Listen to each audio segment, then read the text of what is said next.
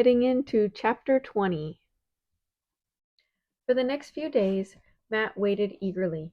Early in the morning he finished his chores so that at a word from Attean he would be ready to set out for the Indian village again. But Attean did not come.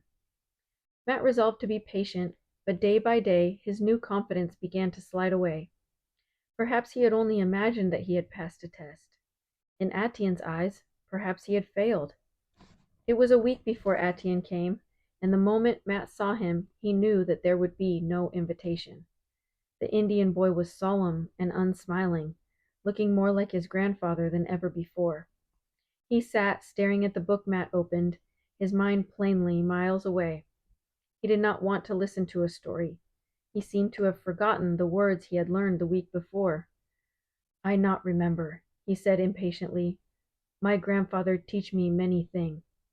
"What sort of things?" Attean did not answer. "Time of hunt come soon," he said finally. Matt felt suddenly hopeful. Perhaps it was not any failure of his own that had caused Attean to stay away. Every year, Attean had told him, when the leaves had fallen from the trees, the Indians hunted the caribou and the great moose. Whole families moved away from the village to follow the trail of the big animals. Matt knew that more than anything in the world, Attean longed to hunt with the men. He could imagine now how Attean must have been staying close to his grandfather these last days, trying to be useful and to prove that he was fit to be one of them. "I not come tomorrow," Attean added. "Maybe long time." "You're going on the hunt." Matt tried hard to keep the envy out of his voice. Attean shook his head. "I go to find my manitou." Matt was puzzled. Was manitou another word for moose? "Maybe you call spirit," Attean explained. "All Indian boy must have manitou. It is time for me." "How can you find a spirit?" For a moment Matt thought this was one of Attean's odd jokes, but he had never seen his friend so serious, even troubled. "My grandfather teach me," Attean repeated. "Manitou come in dream." Then, seeing that Matt was not laughing, that he really wanted to understand, Attean went on, trying to explain in his clumsy English a mystery that could not truly be explained at all. "Every Indian boy must have a manitou," he said, "before he could take his place as one of the men of his family. He had to find it for himself. No one could help him. His grandfather had been training him for many days. He had had to learn many things. Now he must make the test." He would go out into the forest alone. First he would make special preparation, bathe himself carefully, and take a special medicine to make him clean inside and out. Then he would go far into the forest and build himself a wigwam of branches. He would stay there alone for many days. He would not eat anything at all, even berries. After sundown, he would drink a little water from a brook. He would sing the songs that his grandfather had taught him and repeat the ancient prayers of his people so that his heart would be worthy.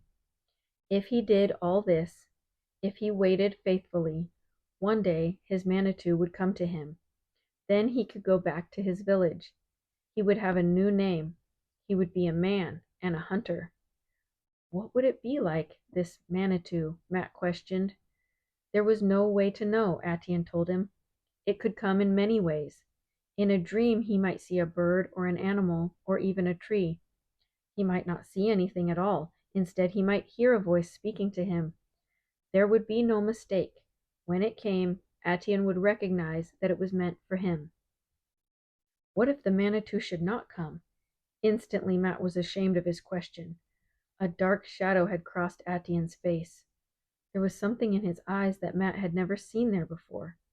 Sadness and, more than that, fear. "I wait," Attean said. "Till he come, I can never be hunter." Matt could think of nothing at all to say. He felt shut away from his friend in a way that even the boy's scorn had never made him feel. This was something he could not understand or share. If he finds his manitou, he thought, he will go with the men. He may never come here again. "You'll come back afterwards, won't you?" he asked anxiously, though he knew in his heart that it would never be the same.